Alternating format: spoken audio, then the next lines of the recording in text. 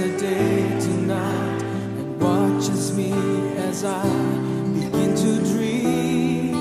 Jesus, it is you who brings me food for my table, who cares for all of my needs, who walks the road with me, has grown with me through all that I have been. Jesus, it is you. Jesus, it is you.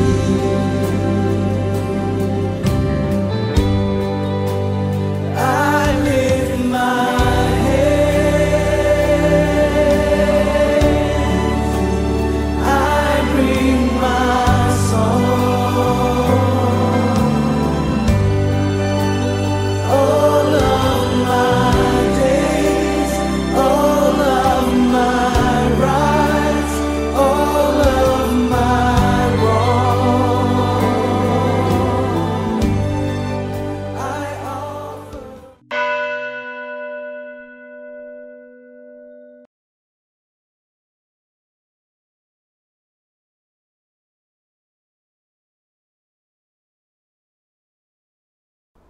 Bapak, Ibu, Saudara-saudari, hari ini kita dipanggil Allah bersekutu dalam perayaan iman ibadah Kamis Putih. Di malam menjelang penyalibannya, Yesus memilih berdiam di tengah para muridnya, memberikan roti dan anggur sebagai lambang bahwa ia membagikan tubuh dan darahnya. Membasuh kaki para muridnya supaya mendapat bagian dalamnya. Di bawah bayang-bayang maut, kemuliaan kasih Yesus dinyatakan penuh dengan merendahkan diri di antara umat kepunyaannya. Di malam itu bukanlah sebuah kengerian semata, tetapi sebuah babak pembebasan umat manusia oleh karya kasih Allah. Maukah kita menerima undangannya?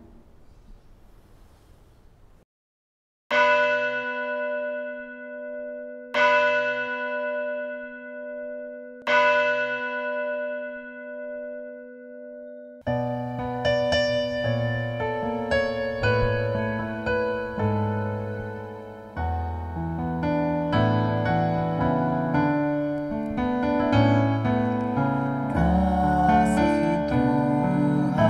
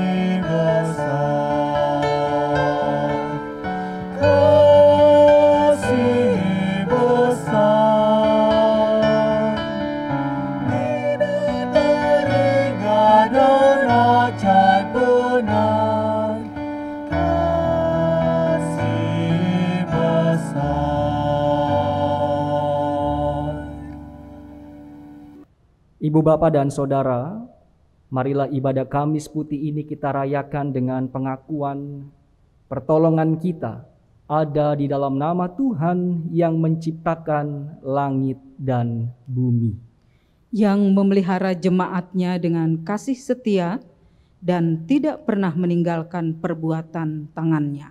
Di dalam nama Allah Bapa, Putra dan Roh Kudus. Amin.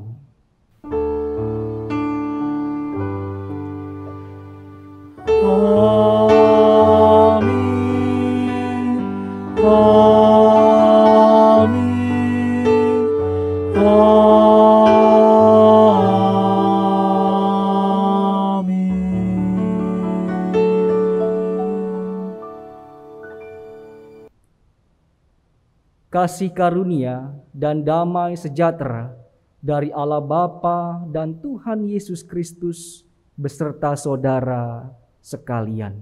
Dan beserta saudara juga.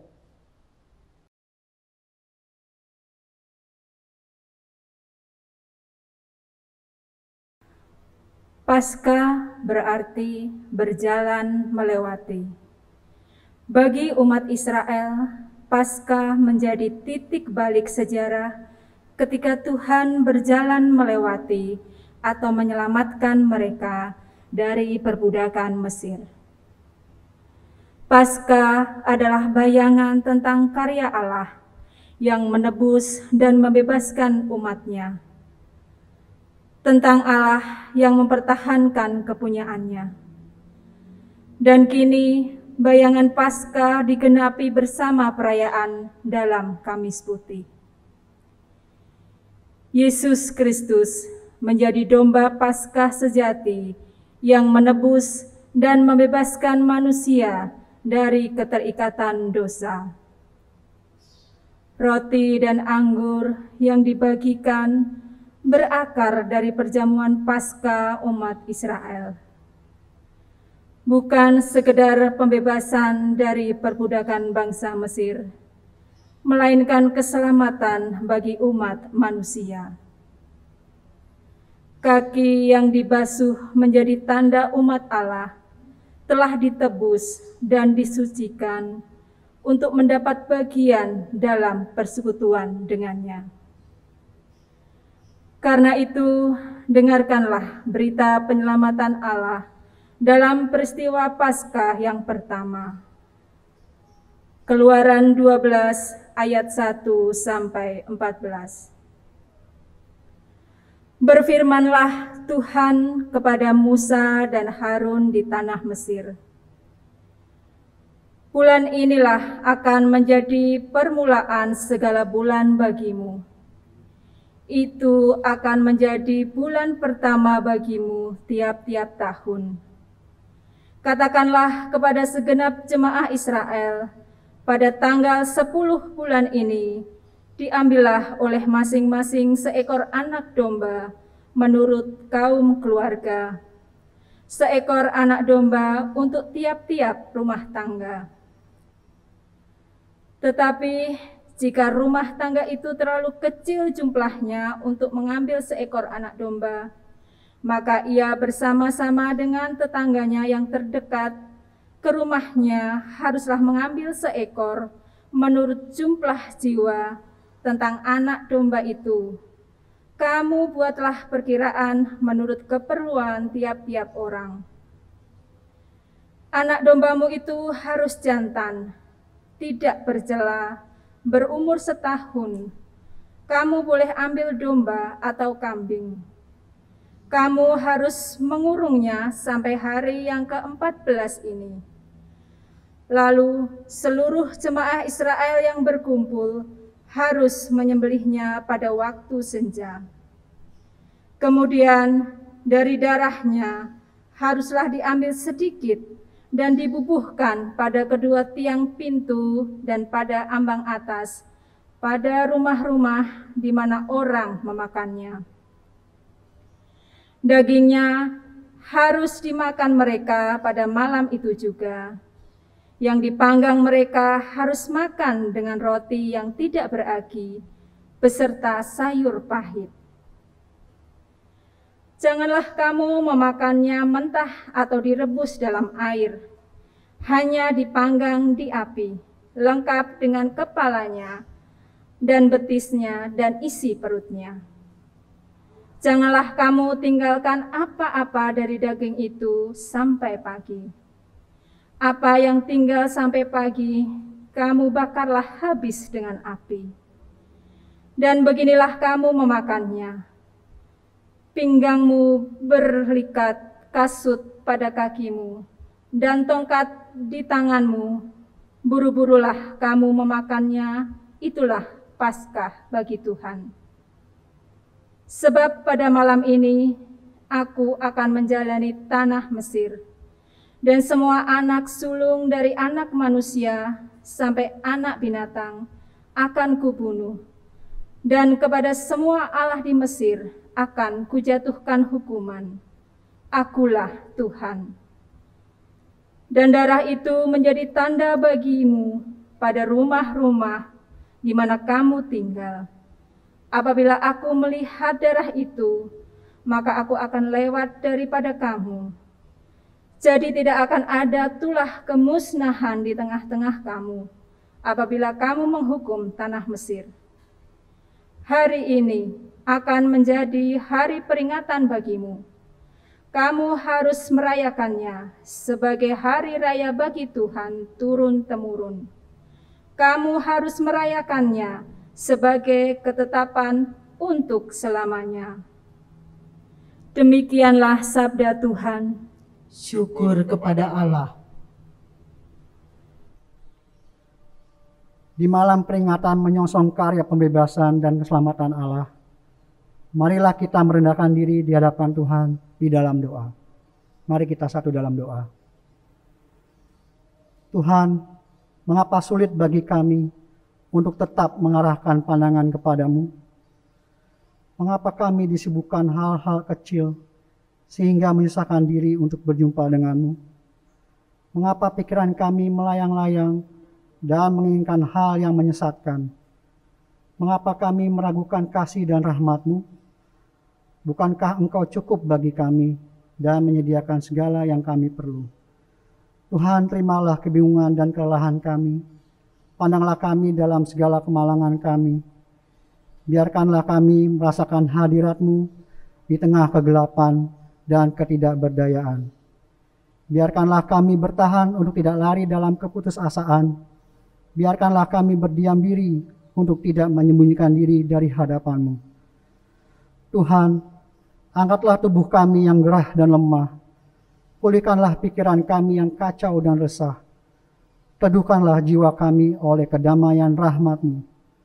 Akhirnya, bawalah kami keluar dari kegelapan hidup dan selamat dari jeratan maut. Amin.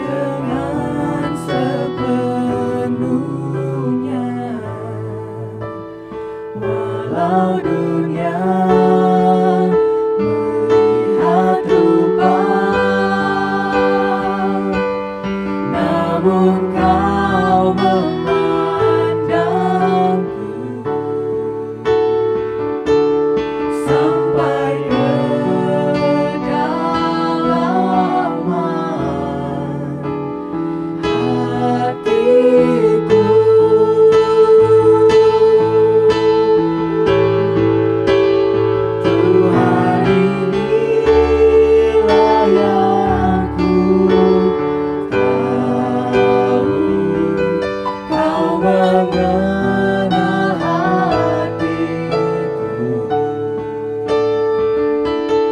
jauh melebihi semua yang terdekat sekalipun.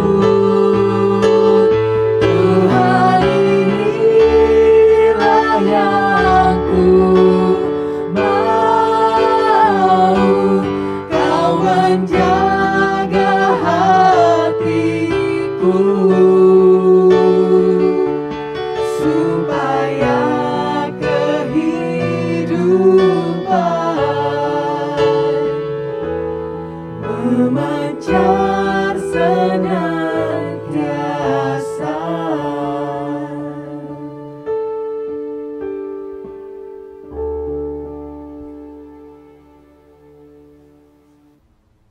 Karya keselamatan Allah yang membebaskan kita juga mempersatukan kita sebagai komunitas tubuh Kristus, seperti Tuhan Yesus yang telah membagikan dirinya kepada dunia. Demikian pula kita dipanggil untuk hidup berbagi dengan sesama, mengosongkan diri, dan hidup berbagi adalah sikap menghormati perjamuan Tuhan sebagai hidup yang menjadi bagian tubuh dan darah Kristus. 1 Korintus 11 ayat 23-26 berbunyi, sebab apa yang telah teruskan kepadamu telah aku terima dari Tuhan, yaitu bahwa Tuhan Yesus pada malam waktu ia diserahkan mengambil roti, dan sudah itu ia mengucap syukur atasnya. Ia memecah-mecahkannya dan berkata, inilah tubuhku yang diserahkan bagi kamu. Perbuatlah ini menjadi peringatan akan aku. Demikian juga ia mengambil cawan sesudah makan lalu berkata, cawan ini adalah perjanjian baru yang dimeteraikan oleh darahku. Perbuatlah ini setiap kali kamu meminumnya, menjadi peringatan akan aku. Sebab setiap kali kamu makan roti ini dan minum cawan ini, kamu memberitakan kematian Tuhan sampai ia datang. Demikianlah berita anugerah Tuhan. Puji syukur kepada Allah.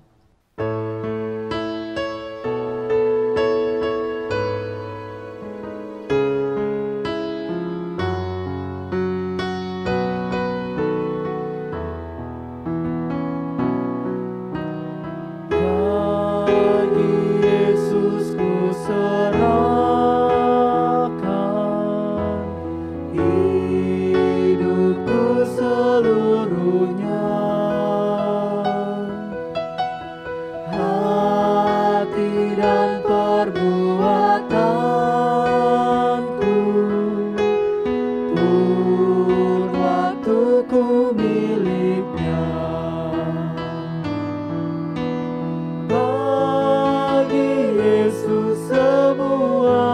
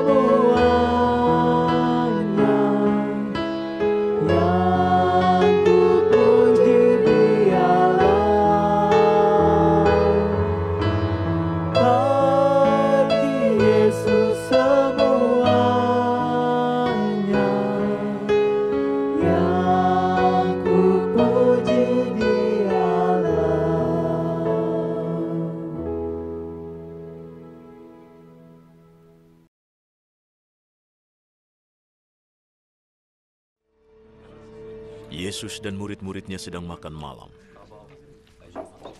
Iblis sudah dimasukkan dalam hati Yudas, putra Simon Iskariot. Tugasnya untuk mengkhianati Yesus. Yesus tahu Bapa sudah menyerahkan kekuasaan kepadanya. Ia tahu bahwa ia datang dari Allah dan akan kembali kepada Allah.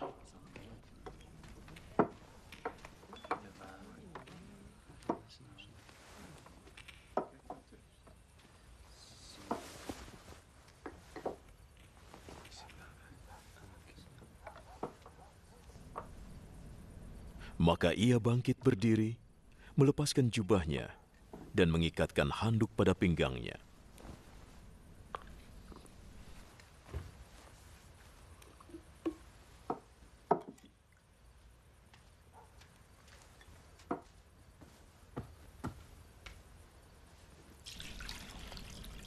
Lalu ia menuang air ke dalam sebuah baskom dan mulai membasuh kaki murid-muridnya dan mengeringkannya dengan handuk di pinggangnya.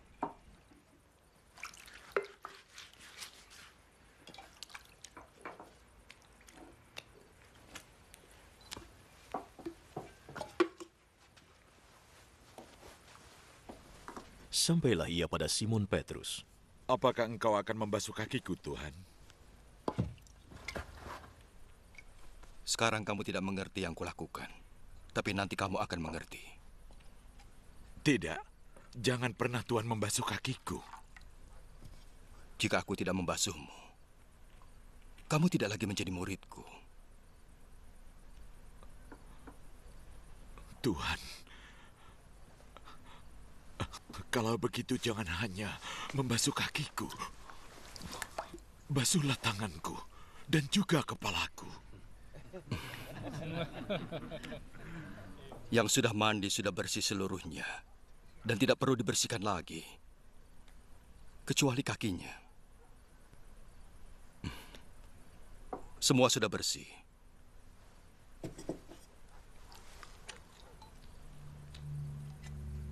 Kecuali satu.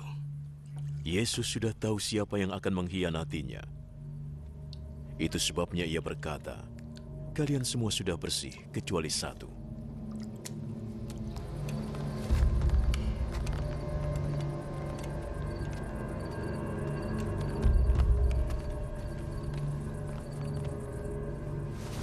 Setelah Yesus membasuh kaki mereka, ia segera mengenakan jubahnya lagi dan kembali ke tempatnya semula di meja. Mengertikah kalian yang baru saja kulakukan? Kalian memanggilku guru dan Tuhan. Dan panggilan itu sudah benar, sebab aku memang demikian.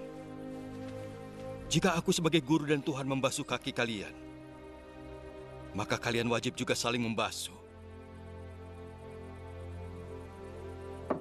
Aku memberi teladan kepada kalian, supaya kalian melakukan yang sudah kulakukan. Aku berkata yang sesungguhnya, seorang hamba tidak lebih besar dari tuannya, dan utusan tidak lebih besar dari yang mengutusnya. Karena kalian sudah mengetahuinya, kalian akan merasa bahagia jika kalian melakukannya.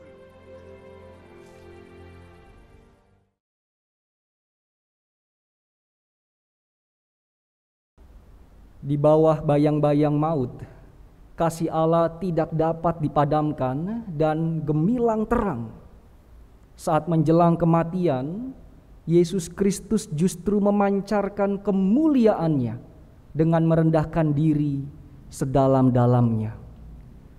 Melalui pembasuhan kaki dalam perayaan Kamis Putih, saya dan saudara dipanggil untuk mendapat bagian dalam persekutuan kasih Allah melalui hidup rendah hati dan melayani. Maukah kita menerima panggilannya? Aku mengasihi Tuhan, sebab Ia mendengarkan suaraku dan permohonanku. Sebab Ia menyendengkan telinganya kepadaku, maka seumur hidupku aku akan berseru kepadanya. Bagaimana akan kubalas kepada Tuhan segala kebajikannya kepadaku? Aku akan mengangkat piala keselamatan dan akan menyerukan nama Tuhan. Akan membayar nasarku kepada Tuhan di depan seluruh umat-Nya. berharga di mata Tuhan kematian semua orang yang dikasihinya.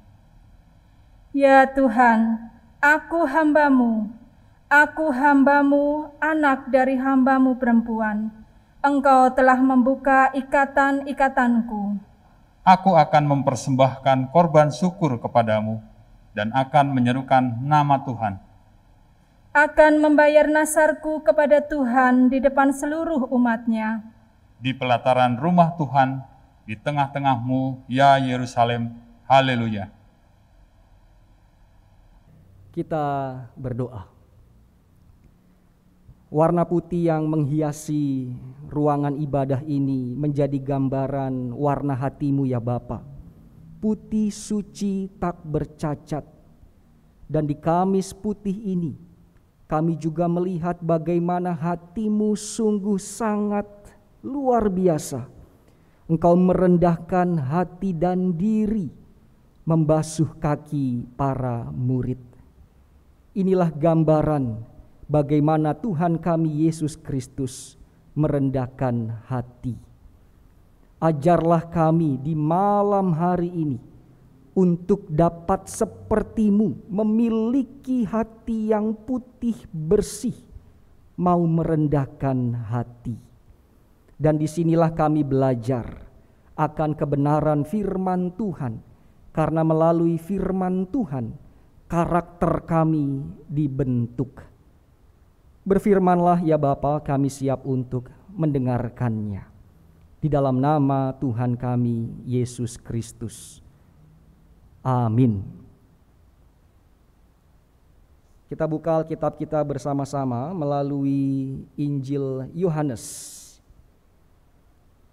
Yohanes pasalnya yang ke-13, ayatnya yang ke-12 sampai ayatnya yang ke-17.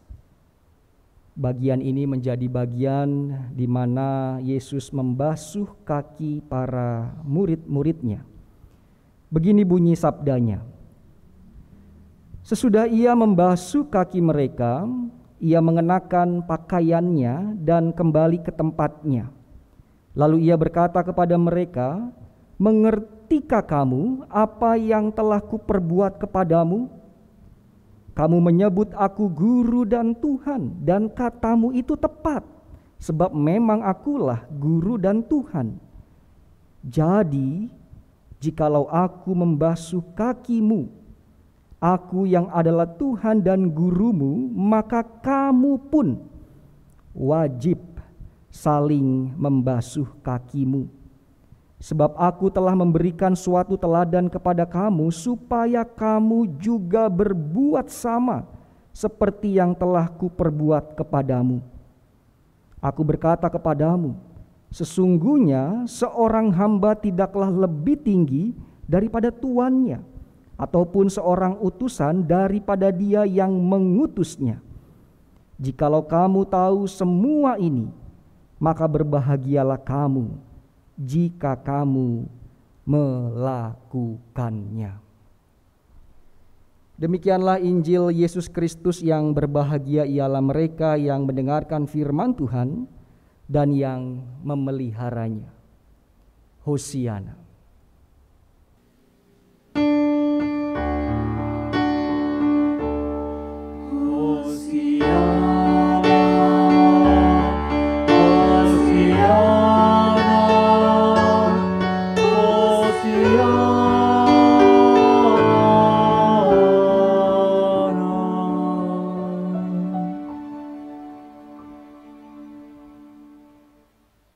Saudara dan sahabatku, jika kita menelusuri behind the scene atau kisah di balik layar pembasuhan kaki yang dilakukan oleh Tuhan Yesus kepada para muridnya, maka arti pembasuhan kaki sebenarnya bukan sekadar membersihkan kaki, bukan hanya mencuci kaki, melainkan ada yang lebih dalam dari itu. Seorang pelukis Eropa ternama abad 19 bernama Ford Madox Brown pernah melukis sebuah lukisan yang berjudul Jesus Washing Peter's Feet, atau Yesus membasuh kaki Petrus. Dengan refleksinya yang mendalam, sang pelukis mencoba membayangkan suasana di ruang perjamuan terakhir. Mari kita lihat lukisannya dengan cermat.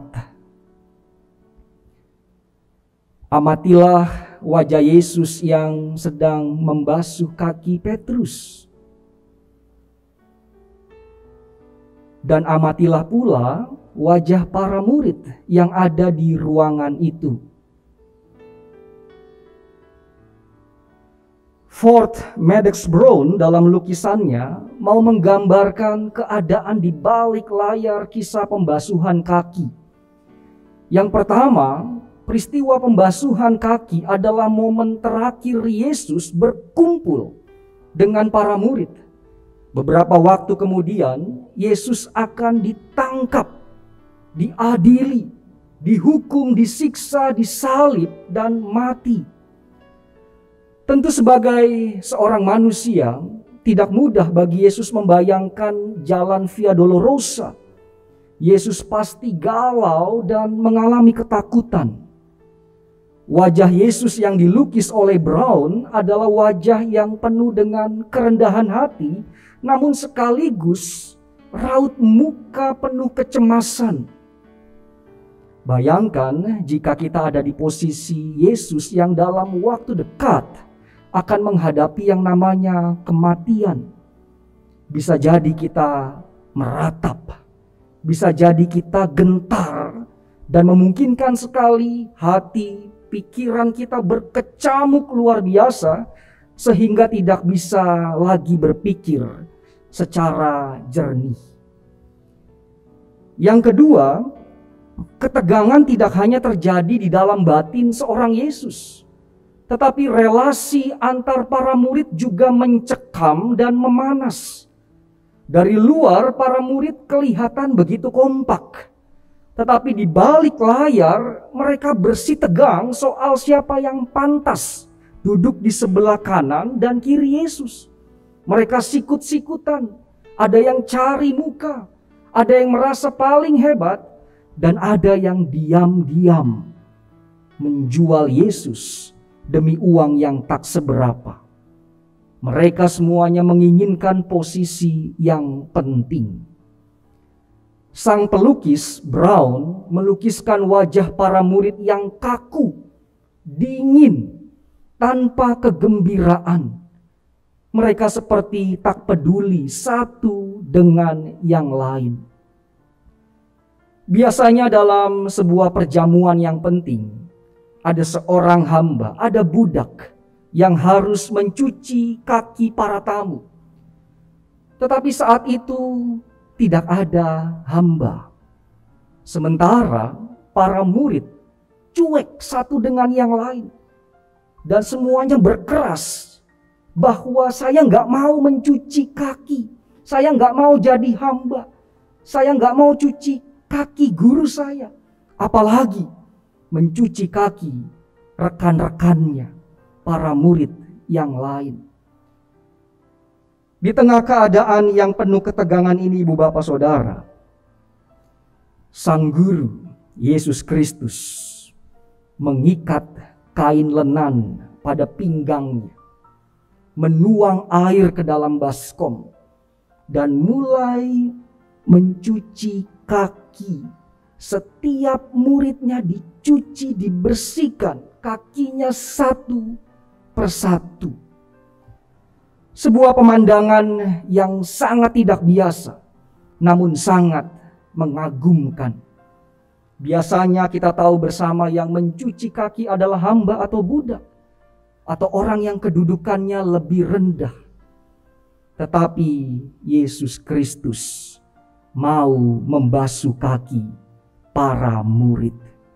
Ia merendahkan hati, membersihkan dan membasuh kaki para murid.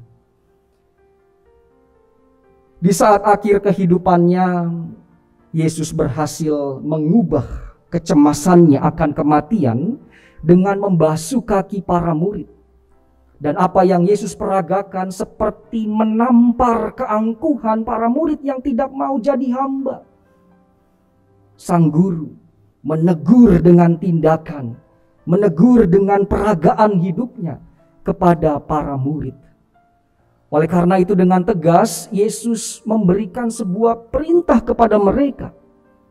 Jadi jikalau aku membasuh kakimu, aku yang adalah Tuhan dan gurumu, maka kamu pun wajib saling membasuh kakimu. Membasuh kaki di sini bukan lagi ajakan. Membasuh kaki di sini lagi bukan himbauan, tetapi membasuh kaki adalah keharusan yang dilakukan.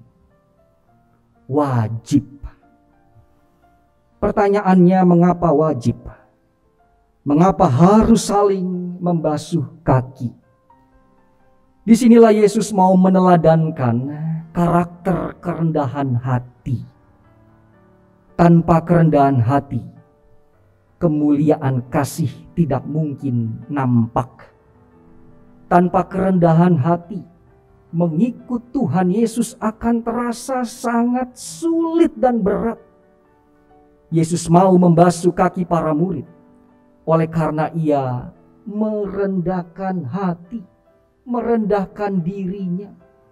Yesus rela menapaki jalan Via Dolorosa oleh karena ia bersedia merendahkan hati, merendahkan dirinya. Yesus adalah contoh bagi saya dan saudara untuk gambaran karakter kerendahan hati. Dia menegur para murid yang berlomba ingin jadi yang paling besar dan utama. Dia menegur banyak orang bukan sekadar dengan kata-kata, melainkan dengan teladan hidupnya sendiri. Yesus bukan tipe seorang guru yang gila penghargaan dan gila penghormatan. Dia tahu jika semua orang gila hormat dan harus dihargai, siapa lagi yang mau melayani? Inilah maksud Yesus yang memberi contoh bagaimana kaki para murid dibersihkan.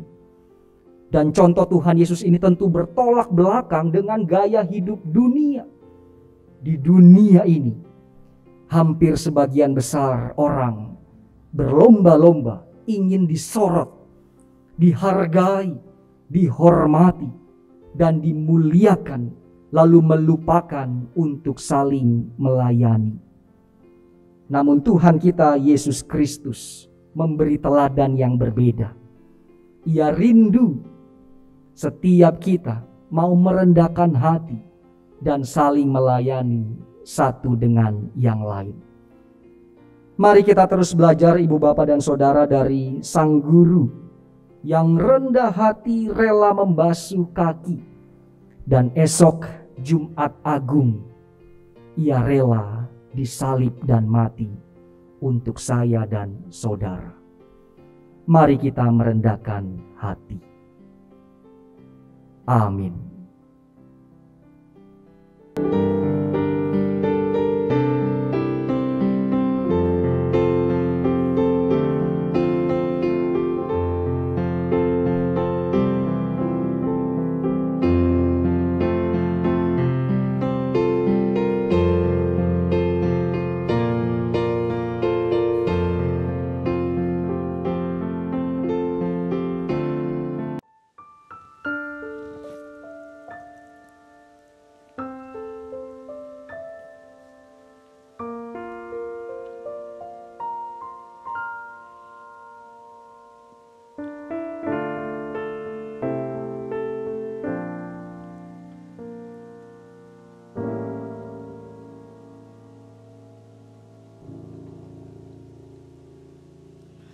Jalan Via Dolorosa saat di Yerusalem, seorang tak berdosa disalibkan,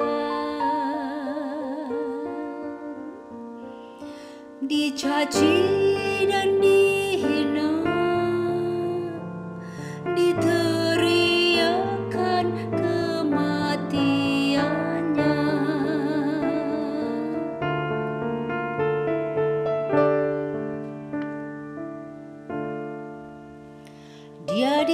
disiksa dan didera, dicambuk di tubuhnya, mahkota duri pada kepalanya,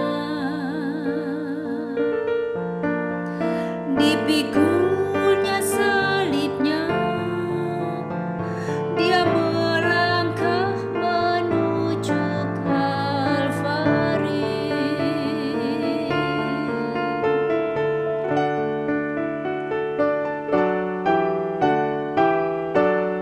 Jalan Via Dolorosa, jalan penderitaan, Yesus Kristus jamba Allah disalib.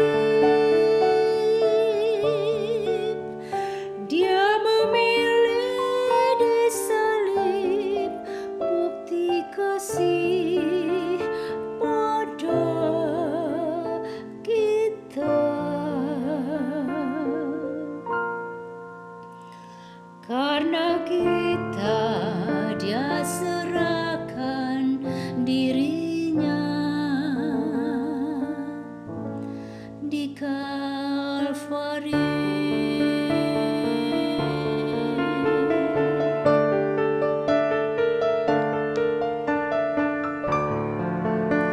Darahnya mengalir, membasuh dosa, membukakan jalan kepada Allah.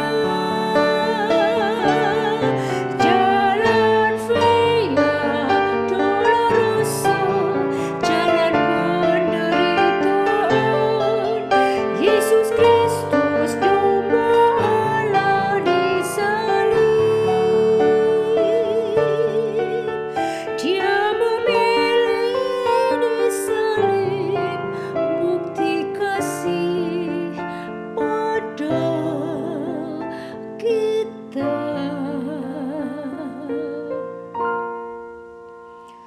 Karena kita, dia serahkan dirinya. Karena kita, dia serahkan dirinya di Kalvari.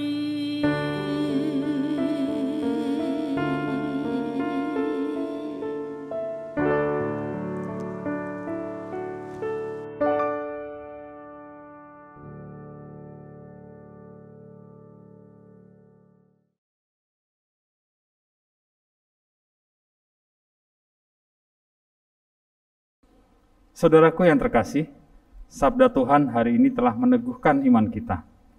Maka marilah dengan meletakkan telapak tangan kanan kita di dada sebelah kiri, kita menyatakan iman kita bersama umat di segala abad dan tempat, mengucapkan pengakuan iman rasuli yang demikian.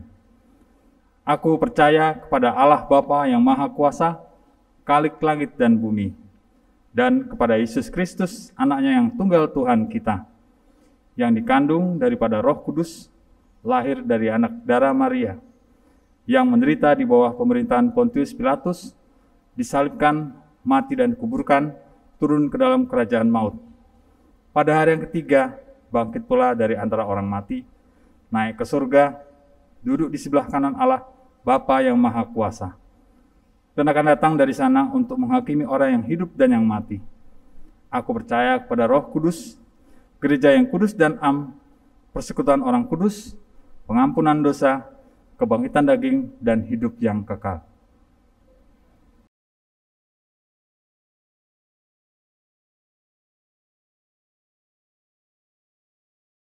Kita satu dalam doa. Ya Bapa, patut diakui, belum sepenuhnya kami menjadi hamba yang benar di hadapan-Mu. Kami sering sombong, kami lebih mengutamakan kepentingan pribadi, dan kami sering meminta orang untuk melayani kami daripada kami melayani sesama kami yang lain. Di hari Kamis Putih ini kami kembali diingatkan dan disegarkan untuk mau melayani daripada dilayani. Saat ini hamba-Mu berdoa untuk pergumulan kami, bagi kami yang berduka cita, keluarga Ibu Ermiatun Setio dan keluarga Bapak Yogi. Kiranya kekuatan dan penghiburan dari-Mu tercurah atas mereka. Bagi kami yang sakit, Bapak Setio Murbono, Ibu Sukardi, Bapak dan Ibu Rumadi, Bapak Sumarto, Ibu Sudarni Sungkono, Ibu Suradi, Saudara Averel, Ibu Kristina Winarni, Bapak Untarto, Bapak Yonatan Ngatio, Ibu Suhardi, Bapak dan Ibu Mulyadi, Ibu Ismiati, Bapak Yesudarjo, Bapak Sudaldi, Bapak dan Ibu Margio, Saudari Kristina Utami, Bapak Prianto, Bapak Yesudi Supit, Bapak Immanuel Ahmad, Ibu Sri Winarni, Bapak Wugio, Bapak Paino, Ibu Sih Mariani Soekarno, Bapak Krisno Susilo, Bapak Andreas Sabari, Saudari Priscilla Clara, dan juga Ibu Anggi. Kami memohon kuasa penyembuhan dari-Mu sehingga mereka memperoleh kekuatan dan terus berserah penuh pengharapan. Serta kami membawa setiap pergumulan kami ya Kristus, yang senantiasa kami bawa dalam doa pribadi hari lepas hari. Ajarlah kami untuk terus mengandalkan Engkau dalam setiap keadaan apapun. Secara khusus kami mengingat keberadaan bangsa kami yang beberapa hari lalu kembali dilanda aksi terorisme. Sungguh ini sangat mendukakan hati kami. Masa pandemi belum usai, namun ujian kemanusiaan kembali harus kami hadapi. Berilah kami kekuatan untuk bisa melewati semua ini. Dan kami memohon berikanlah hikmat pada para pemimpin, sehingga mereka dapat mengambil langkah yang tepat dalam mengatasi berbagai masalah di Nusantara tercinta, Indonesia. Inilah doa kami ya Bapa. Ajarlah kami terus untuk kami menjadi pribadi yang mau melayani. Dalam nama Tuhan kami Yesus Kristus yang telah mengajar doa Bapa kami demikian. Bapa kami yang di surga, dikuduskanlah nama-Mu. Datanglah kerajaan-Mu, jadilah kehendak-Mu di bumi seperti di surga. Berikanlah kami pada hari ini makanan kami yang secukupnya. Dan ampunilah kami akan kesalahan kami, seperti kami juga mengampuni orang yang bersalah kepada kami. Dan janganlah membawa kami ke dalam pencobaan, tetapi lepaskanlah kami daripada yang jahat. Karena Engkaulah yang empunya kerajaan dan kuasa dan kemuliaan sampai selama-lamanya. Amin. Saudara yang dikasihi dan diberkati Tuhan, marilah menyatakan syukur kepada Tuhan atas kasih dan pemeliharaannya dalam hidup kita dengan mengingat Mazmur 118 ayat yang ke-16 hingga ke-17. Tangan kanan Tuhan melakukan keperkasaan, tangan kanan Tuhan berkuasa meninggikan, tangan kanan Tuhan melakukan keperkasaan. Aku tidak akan mati, tetapi hidup, dan aku akan menceritakan perbuatan-perbuatan Tuhan. Persembahan yang telah terkumpul dari anggota keluarga dapat diserahkan ke majelis wilayah masing-masing atau dapat juga ditransfer ke rekening GKJ Kanaan, Bank BNI Cabang Bumi Serpong Damai dengan nomor rekening 0740916429 atas nama Gereja Kristen Jawa Kanaan.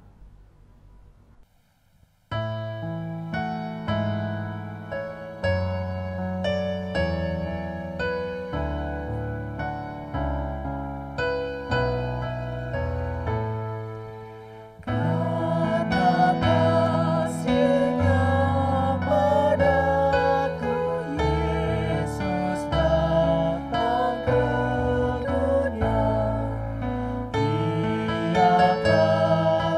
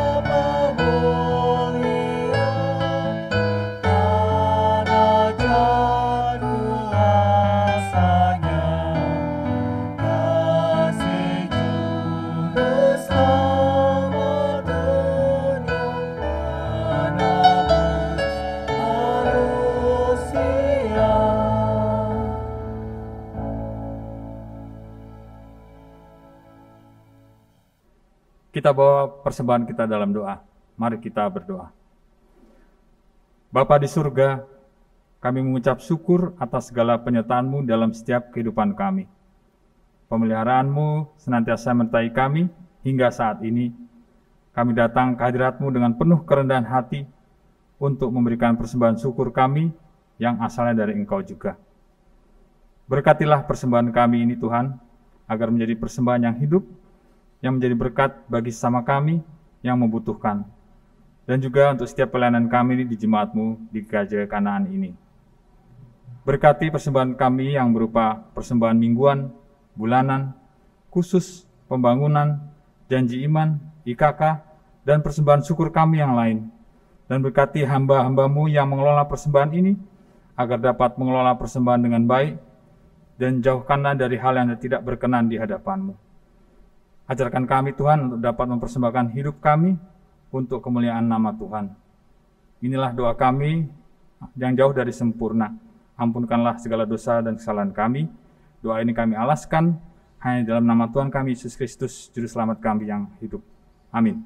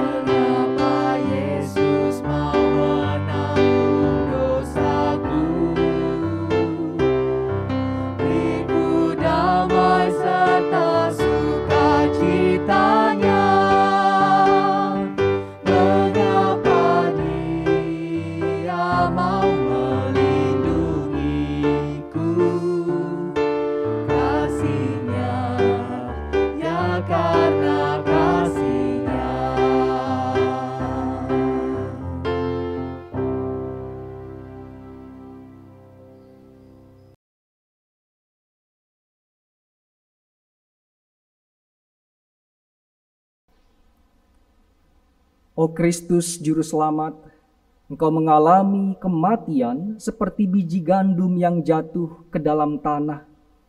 Bersatu dengan Engkau, hidup kami akan menghasilkan buah banyak. Syukur kepadamu ya Tuhan.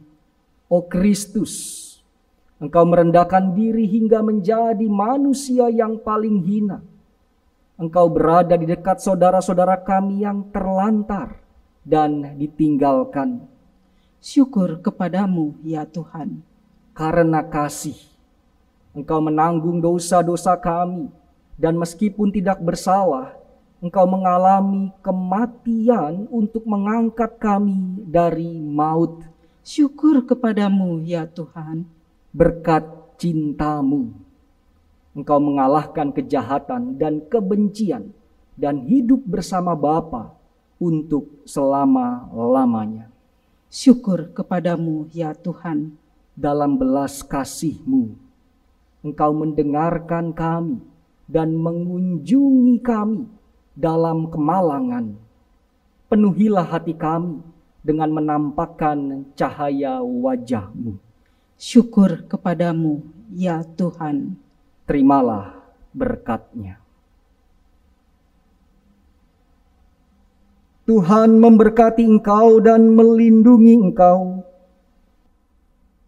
Tuhan menyinari engkau dengan wajah-Nya dan memberi engkau kasih karunia. Tuhan menghadapkan wajah-Nya kepadamu dan memberi engkau damai sejahtera. Amin.